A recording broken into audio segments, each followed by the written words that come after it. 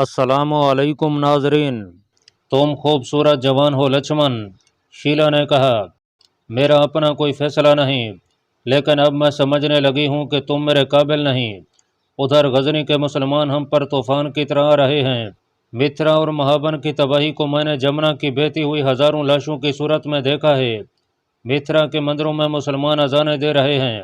وہ ہری کرشن وازیوں کا بت اٹھا لے گئے ہیں۔ ہیلند شہر کے 10,000 ہندو مسلمان ہو چکے ہیں، اور تم مجھے حاصل کرنے کی فکر میں ہو۔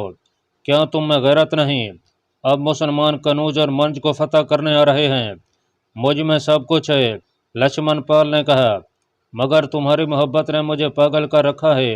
مجھے معلوم ہوا ہے کہ تم شادی کا فیصلہ بدل سکتی ہو اور میرے ساتھ شادی کر سکتی ہو۔ میں کسی کو نہیں چاہتی، شیلا نے کہا، نہ مہاراجا بھیم پال کے بھائی کو نہ تمہیں۔ میں اسی کو چاہنے لگوں گی جس کے ساتھ میری شادی ہو جائے گی۔ لچمن پال، میں اچھی طرح جانتی ہوں کہ تمہیں میرے ساتھ محبت نہیں۔ تم میرا حسن اور میرا جسم چاہتے ہو۔ چند برسوں بعد جب میرے چہرے پر نوجوانی کے اثار مدھم پڑنے لگیں گے تو تم ایک اور نوجوان لڑکی لے آؤ گے۔ تمہارے باپ نے اس عمر میں میری عمر کی چمپا رانی سے شادی کی تھی۔ کہاں ہے چمپا رانی؟ متھرا کے قلعے میں غزنی کے ایک جاسوس کے ساتھ بھاگتے ہوئے ماری گئی۔ تم اپنے باپ کے نقش قدم پر چلو گے۔ مجھے تم سے محبت نہیں۔ پھر میرے بلانے پر کیوں آ گئی ہو؟ لچمن پال نے پوچھا۔ ایک شرط لے کر آئی ہوں، شیلا نے کہا۔ اگر پوری کر دو تو تمہاری بیوی بن جاؤں گی۔ اگر میرا بھائی نہیں مانے گا تو وعدہ کرتی ہوں کہ تمہارے پاس آ جاؤں گی۔ فوراً بتاؤ، لچمن پال نے خوش ہو کر کہا۔ جو کہو گی کر دکھاؤں گا۔ غزنی کے سلطان کو متھرا میں قتل کرنا ہے، شیلا نے کہا۔ متھرا میں کیوں؟ لچمن پال نے کہا، میں اسے میدان میں قتل کروں گا۔ اس کا سر کاٹ کر تمہارے قدموں میں لا رکھوں گا۔ لچمن، شیلا نے سنجیدگی سے کہا، تم منج کی ایک راجپوت لڑکی کے ساتھ باتیں کر رہے ہو۔ مجھے بھیا نے بتایا ہے کہ متھرا کے مندر میں تمام راجوں مہاراجوں نے وازدیوں کے قدموں میں بیٹھ کر قسمیں کھائی تھیں کہ محمود کا سر اس بت کے قدموں میں رکھیں گے اور اس کے خون سے کرشن مہاراج کے پاؤں دھوئیں گے۔ کہاں ہیں وہ راجے اور مہاراجے؟ سب بھاگ گئے، اور ہیلند شہر کے رائے ہردت نے اپنی 10,000 فوج کی تلواریں محمود کے قدموں میں رکھ کر اس کا مذہب قبول کر لیا ہے۔ ہمارے ہری کرشن وازیوں کے قدموں تلے وہ چبوترا نکل گیا ہے جس پر اسے پنڈتوں نے کھڑا کیا تھا۔ یہ مسلمان لٹیرے ہیں، لچمن پال نے کہا۔ انہیں سونا مندروں سے ملتا ہے، اس لیے مندر اجاڑ جاتے ہیں۔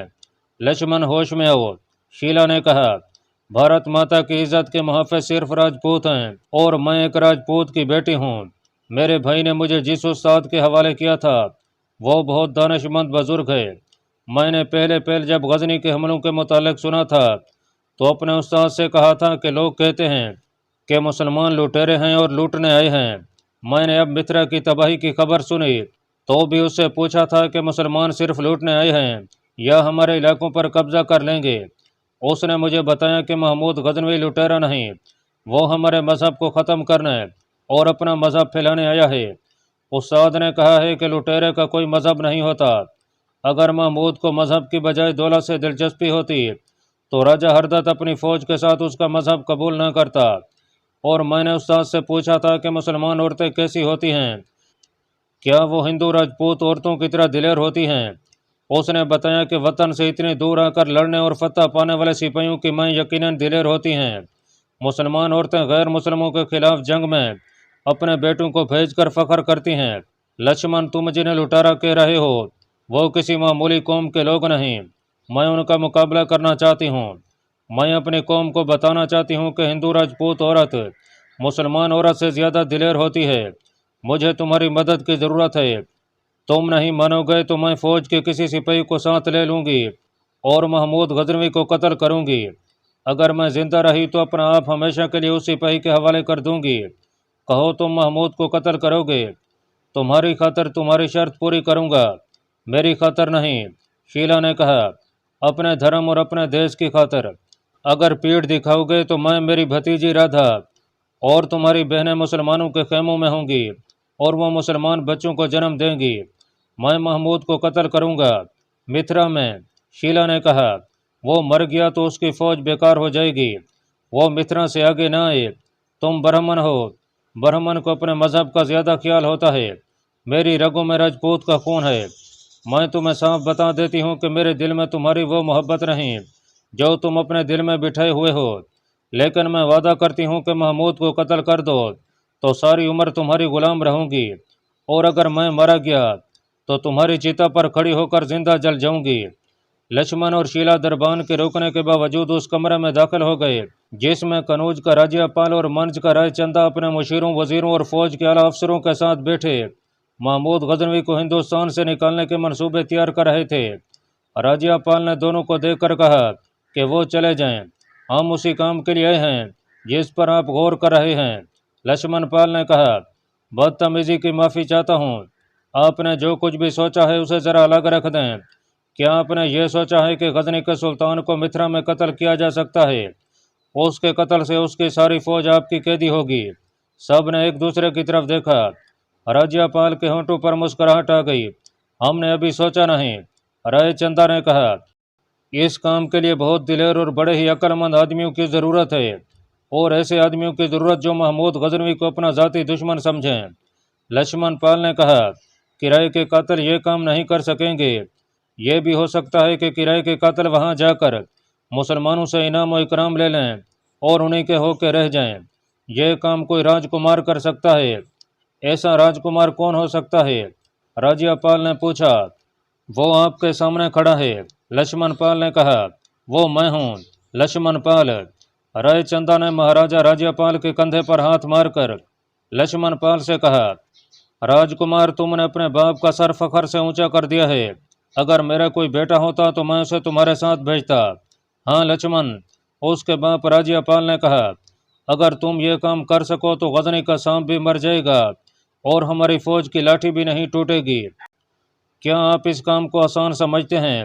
ایک بوڑھے فوجی مشیر نے کہا، کیا آپ اس خوش فہمی میں مبتلا ہیں کہ یہ لڑکا متھرا جائے گا اور غزنی کے سلطان کے دل میں خنجر اتار کر اسی طرح واپس آ جائے گا جس طرح یہ اب کھڑا ہے؟ میں بھارت ماتا پر اپنی جان قربان کرنے کا عہد کر چکا ہوں، لکشمن پال نے کہا، اور غزنی کا سلطان یہ عہد کر کے آیا ہے کہ یہاں کسی مندر کو اور کسی مہاراجے کی راجدھانی کو سلامت نہیں رہنے دے گا۔ بوڑھے مشیر نے کہا، ہمیں یہ نہیں بھولنا چاہیے کہ محمود غزنوی کے بازو بڑے لمبے ہیں، ہماری کوئی بات اور کوئی حرکت اس سے پوشیدہ نہیں۔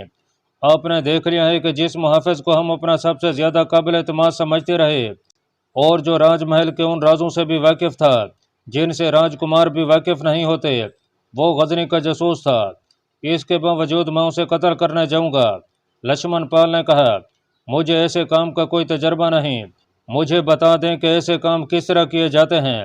اس کے بعد مہاراجہ راجیہ پال نے اس بوڑھے فوجی اور اپنے وزیر سے کہا کہ وہ لکشمن کو محمود غزنوی کے قتل کے لیے تیار کریں۔ اس نے کہا، میں اپنے بیٹے کو اپنے دھرم اور دھرتی پر قربان کرتا ہوں۔ سب سے پہلے ذہن سے یہ خیال نکال دو کہ تمہارا مقابلہ ڈاکوؤں اور لٹیروں کے ساتھ ہے۔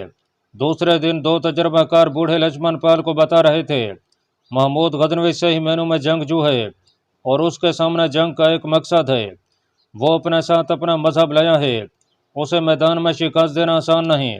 اس کی عقل تک ہمارے مہاراجے نہیں پہنچ سکتے، اور اس تک اس طرح نہیں پہنچ سکتے کہ اسے جا ملے اور قتل کر دو۔ صرف ایک بات یاد رکھو، مذہب کا کوئی کتنا ہی پابند کیوں نہ ہو، وہ ہوتا انسان ہے، اور انسان کی سب سے بڑی کمزوری عورت ہے، اور عورت کی سب سے بڑی کمزوری مرد ہے۔ تم ایک بہروپ میں متھرا جاؤ گے۔ بہروپ یہ ہوگا کہ تم کنوج کے جنگلوں میں بسنے والے ایک قبیلے کے سردار ہو۔ قبیلہ جنگجو ہے اور اس کی تعداد 15,000 سے زیادہ ہے۔ تم کہو گے کہ مہاراجہ کنوج نے اس قبیلے کو غزنی کی فوج کے خلاف لڑنے کے لیے تیار کر لیا ہے، مگر تم جو اس قبیلے کے سردار ہو مسلمانوں کے خلاف لڑنا نہیں چاہتے۔ اس کی بجائے تم راجہ ہردت کی طرح اپنے تمام قبیلے سمیت مسلمان ہونا چاہتے ہو۔ یاد رکھو راجکمار، تمہیں سلطان محمود تک کوئی نہیں جانے دے گا۔ تم کہو گے کہ ایک دو راز کی باتیں ہیں جو تم صرف سلطان کو بتانا چاہتے ہو، اس کے باوجود تمہیں سلطان سے نہ ملنے دیں تو کہنا سلطان خفیہ طریقے سے قتل ہو جائے گا۔ مجھے امید ہے کہ وہ ملاقات کی اجازت دے دیں گے۔ آپ نے عورت کا ذکر کیا تھا، لکشمن پال نے کہا، اس سے آپ کا مطلب کیا ہے؟ تمہارے ساتھ کم از کم 2 نہایت خوبصورت اور جوان عورتیں ہونی چاہیے۔ استاد نے کہا، انہیں بیویاں ظاہر کرو گے؟ اس نے رازداری سے کہا، اگر یہ عورتیں عقل مند ہوں تو سلطان کی فوج کے سالاروں کو ایک دوسرے کا دشمن بنا سکتی ہیں۔ مجھے بھی یہ توقع ہے کہ سلطان بھی ان عورتوں پر فریختہ ہو جائے گا۔ اگر وہ انہیں اپنے ساتھ رکھنے کو کہے تو مان جانا۔ ان کے پاس زہر ہونا چاہیے جو وہ اسے شربت یا شراب میں پلا سکتی ہیں۔ ہم تمہیں ایسی 2 جوان لڑکیاں دیں گے، تمہیں جنگلی قبیلے کے سرداروں جیسا لباس پہنائیں گے۔ فوجی مشیر اور وزیر نے جو جاسوسی اور جنگ کا تجربہ رکھتا تھا، لچھمن پال کو عملی تربیت دینی شروع کر دی کہ وہ محمود غزنوی کو کس طرح قتل کرے گا اور وہاں سے کس طرح نکلے گا۔ ایک عورت میں خود ہوں گی اور دوسری میری بھتیجی رادھا ہوگی۔ رائے چندا کی بہن شیلا لچھمن پال سے کہہ رہی تھی۔ لچھمن پال اسے رات کو ملا تھا اور اسے بتایا تھا کہ اس کے استادوں نے اسے کس طرح تیار کیا ہے اور کہا ہے کہ 2 جوان اور خوبصورت عورتوں کا ہونا لازمی ہے۔ شیلا نے رادھا کو بھی بلا لیا اور اسے بتایا کہ وہ کیا فیصلہ کر چکی ہے اور لچھمن پال کس کام کے لیے جا رہا ہے۔ رادھا نے فوراً رضامندی کا اظہار کر دیا۔ تینوں رائے چندا کے پاس چلے گئے۔ وہ کچھ ہچکچایا۔ یہاں لڑکیوں کو مندروں میں قربان کر دیا جاتا ہے۔ رادھا نے کہا، آپ خود کہتے ہیں کہ انسانی قربانی سے کچھ بھی حاصل نہیں ہوتا۔ ہم دونوں جو قربانی دینے جا رہی ہیں اس سے آپ کو بہت کچھ حاصل ہوگا۔ اگر لچھمن پال کے ساتھ کوئی اور عورتیں گئیں تو وہ اسے دھوکہ دے سکتی ہیں۔ شیلا اور رادھا کا حسن سارے علاقے میں مشہور تھا۔ ان کی بہادری پر بھی کسی کو شک نہیں تھا۔ ان میں عقل بھی تھی اور وہ محمود غزنوی کے قتل کو اپنا ذاتی فرض سمجھتی تھیں۔ دونوں نے اپنے باپ اور لچھمن پال کو مجبور کیا کہ وہ اس کے ساتھ چلی جائیں۔ ان سب کے لیے ایسے جنگلی قبیلے کا لباس تیار کیا گیا جس کا کوئی وجود نہیں تھا۔ ان کے ساتھ 2 قابل اعتماد اور دلیر فوجیوں کو ان کے نوکروں اور محافظوں کے لباس میں تیار کیا گیا۔ شیلا اور رادھا کو ایسا لباس پہنایا گیا جس میں ان کی ٹانگیں گھٹنوں کے اوپر تک اور کندھے اور سینے اور پیٹھ کا کچھ حصہ اور بازو ننگے تھے۔ ان کے بال کھول دیے گئے۔ اس لباس میں ان کا جسمانی حسن اور دلکشی ایسی نکھری کہ دیکھنے والے ان سے نظریں نہیں ہٹا سکتے تھے۔ لچھمن پال بھی جنگلی لباس میں نیم مریا تھا۔ اس کا گورا جسم تنومند اور بہت خوبصورت تھا۔ انہیں محمود غزنوی کو دینے کے لیے جو تحفے دیے گئے ان میں 2 انسانی کھوپڑیاں، 2 چیتوں کی کھالیں، اس علاقے کے 2 زندہ ہرن اور سونے کا ایک چھوٹا سا بت تھا جس کا اوپر کا دھڑ انسان کا اور باقی دھڑ گھوڑے کا تھا۔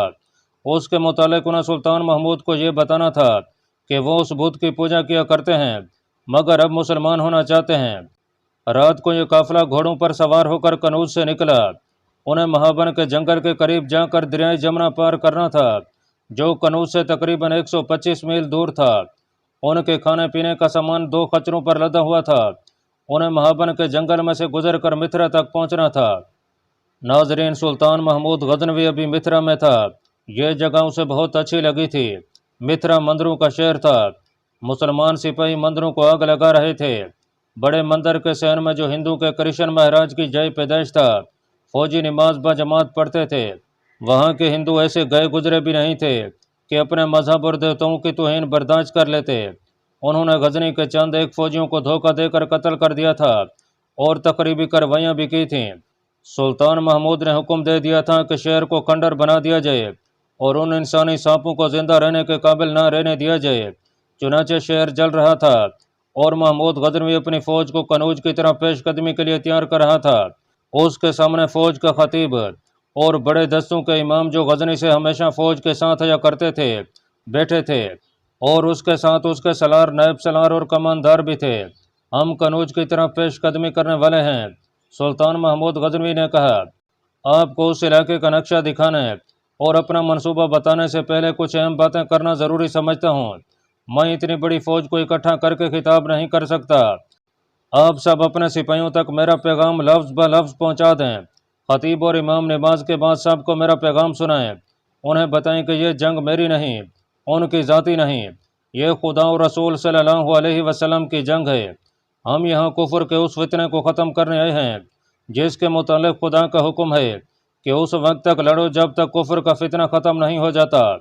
اگر میں ہندوستان میں بار بار نہ آتا تو یہ ہندو فوج غزنی کو فتح کر کے خانہ کعبہ کی طرف بڑھ رہی ہوتی۔ ادھر یہودیوں اور عیسائیوں کا فتنہ ہے، ہم ایک طرف توجہ دے سکتے ہیں۔ میں نے ہندوستان کے بت خانے کو ہمیشہ کے لیے ختم کر کے اسے دارالاسلام بنانے کا تہیہ کر رکھا ہے۔ مجھے اپنی سلطنت کی توسیع کا کوئی لالچ نہیں۔ آپ دیکھ رہے ہیں کہ میں نے لاہور کے مہاراجوں کو کتنی بار شکست دی ہے، مگر اس خطے کو اپنی سلطنت میں شامل نہیں کیا۔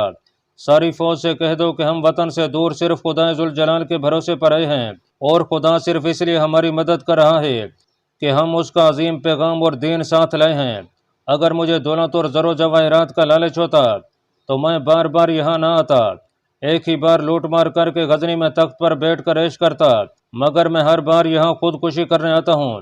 ہر بار توقع ہوتی ہے کہ زندہ واپس نہیں جا سکوں گا، لیکن خدا مجھے ہر بار نئی زندگی عطا کرتا ہے۔ یہ ثبوت ہے کہ خود مجھ سے ہی اس مقصد کی تکمیل کروانا چاہتا ہے جس کے لیے ہم ہندوستان میں آتے ہیں۔ اب مجھے پتہ چلا ہے کہ کنوج میں مجھے قتل کرنے کے منصوبے بن رہے ہیں۔ میں کسی بھی وقت کسی بھی جگہ اس کمرے میں بیٹھے بیٹھے قتل ہو سکتا ہوں، لیکن مجھے اپنے اللہ پر بھروسہ ہے۔ میرے اندر سے آواز آ رہی ہے کہ میں قتل نہیں ہوں گا۔ ساری فوج کو ایک بار پھر بتا دو کہ جہاد نماز سے افضل ہے۔ اسلام کا یہ نظریہ یاد رکھو کہ تم نماز پڑھ رہے ہو اور تمہارے سامنے سانپ آ جائے تو نماز چھوڑ دو اور سانپ کو مارو۔ میں آپ کو نماز چھوڑنے کا مشورہ نہیں دے رہا، میں کہہ رہا ہوں کہ کوئی مسلمان یہ سمجھتا ہے کہ وہ صرف نماز سے خدا کی خوشنودی حاصل کر لے گا تو وہ خوش فہمی میں مبتلا ہے۔ جب تک آپ اس سانپ کو نہیں مار لیں گے جس کا نام ہندو ہے، آپ خدا کی خوشنودی حاصل نہیں کر سکیں گے۔ میں آپ کو آج اتنا بتا دیتا ہوں کہ اس ملک میں اگر ہندو کو بالادستی حاصل رہی تو وہ مسلمانوں کے لیے زندگی جہنم بنائے رکھیں گے۔ یہ ملک مسلمانوں کی قتل گاہ بنا رہے گا۔ اپنے سپاہیوں کو بتائیں کہ تمہیں اپنے ان ساتھیوں کے خون کا خراج ادا کرنا ہے جو یہاں شہید ہوئے ہیں، اور ان کی لاشیں اپنے وطن واپس نہیں جا سکیں گی۔ میں اپنی فوج کو خبردار کرنا چاہتا ہوں کہ ہندوستان کا یہ خطہ جہاں ہم بیٹھے ہیں بڑا ہی دل فریب ہے، یہاں کے لوگ بھی حسین اور دل فریب ہیں۔ میں خود اس علاقے سے بہت متاثر ہوا ہوں۔ گنگا اور جمنا نے مل کر اس خطے کو جو حسن اور دلکشی بخشی ہے، یہ انسانوں کو مسحور کر لیتی ہے۔ تم نے یہاں کی عورتیں دیکھی ہیں، میں ان کے حسن میں خطرے دیکھ رہا ہوں۔ کہیں ایسا نہ ہو کہ ہمارا کوئی عسکری اس جادو کا شکار ہو جائے۔ اپنے اوپر عورت کا سحر طاری کرنے والے کو کبھی فتح نصیب نہیں ہوتی۔ ہر فوجی خواہ وہ سالار ہے یا سپاہی، خبردار کر دو کہ کسی نے خدا کے احکام کی خلاف ورزی کی تو میں اسے فوراً خدا کے پاس پہنچا دوں گا تاکہ وہ دوزخ کی آگ میں جلے۔ میرے پاس ایسے آدمی کے لیے سزائے موت سے کوئی کم سزا نہیں۔ سلطان محمود نے خطیب اور اماموں کو رخصت کر دیا اور سلاروں اور دیگر کمانڈروں کے ساتھ مترا سے کنوج تک کا نقشہ پھیلا کر بتانے لگا کہ پیش قدمی کا راستہ کون سا ہوگا۔ اسے جاسوسوں نے مکمل معلومات دے دی تھیں۔ جاسوسوں کے علاوہ اس کے اپنے کماندار بھیس بدل کر کنوج تک ہو آئے تھے۔ راستے میں منج کا قلعہ آئے گا۔ سلطان محمود نے کہا، یہ راجپوتوں کا شیر ہے اور یہ راجپوت بہت دلیر ہیں، لڑنے میں ہندوستان کی کوئی قوم ان کا مقابلہ نہیں کر سکتی۔ ہمیں سب سے پہلے انہیں ختم کرنا ہے، ورنہ یہ ہمیں اس وقت پریشان کریں گے جب ہم کنوج کو محاصرے میں لے لیں گے۔ جاسوسوں نے تصدیق کر دی کہ لاہور کا مہاراجہ بھیم پال نڈر اسی علاقے میں کہیں موجود ہے، اور وہ یہاں کے چھوٹے بڑے راجوں مہاراجوں کو میرے خلاف متحد کرتا پھر رہا ہے۔ اس کے بھائی بھی اس کے ساتھ ہیں۔ بھیم پال کو زندہ پکڑنا ہے۔ کچھ اس قسم کی اطلاع بھی ملی ہے کہ اس کی فوج بھی ادھر آ رہی ہے۔ ہمیں ہوشیار اور چوکنا رہنا پڑے گا۔ سلطان محمود نے 7ویں روز متھرا سے کوچ کرنے کا فیصلہ کیا۔ اس نے کمک کے لیے کچھ دستے متھرا میں رہنے دیے اور جنگ میں نام پیدا کرنے والے دستوں کو اپنے ساتھ چلنے کے لیے تیار رہنے کا حکم دیا۔ اللہ پاک کمی بیشی معاف فرمائے۔ اللہ آپ کا حامی و ناصر ہو، آمین۔